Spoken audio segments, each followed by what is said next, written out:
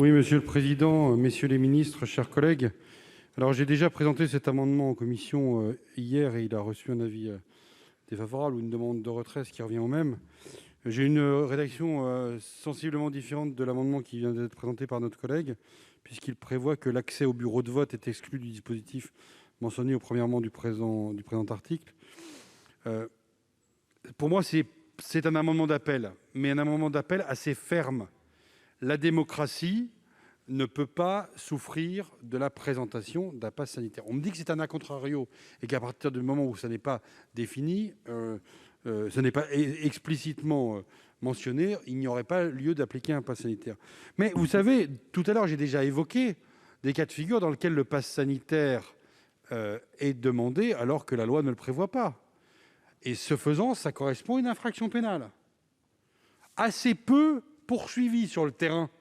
Je l'ai dit à M. Cédric O tout à l'heure, j'aurai l'occasion de le redire régulièrement si par hasard des personnes se sentaient le devoir d'exiger un pass sanitaire alors que la loi ne l'a pas spécifiquement prévu. Donc c'est interdit et c'est pénalement répréhensible. Notre processus démocratique doit être préservé. Il faut sanctuariser l'accès universel au bureau de vote à toute personne détenant un droit de vote. Alors c'est valable pour 2022, pour les élections présidentielles, premier tour et second tour, pour les élections législatives, premier tour et second tour. Mais c'est aussi applicable, évidemment, à partir de l'entrée en vigueur de la loi, pour les élections partielles.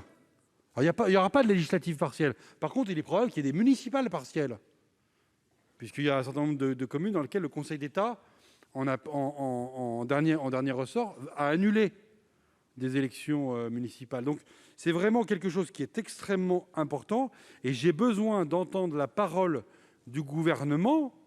La parole du rapporteur, je la connais et je lui fais suffisamment confiance et je lui donne beaucoup de crédit. Mais la parole du gouvernement, j'ai besoin de l'entendre expressis verbis pour qu'au compte-rendu du Sénat, on dise que, évidemment, les bureaux de vote ne sont pas soumis à la présentation d'un quelconque pass sanitaire.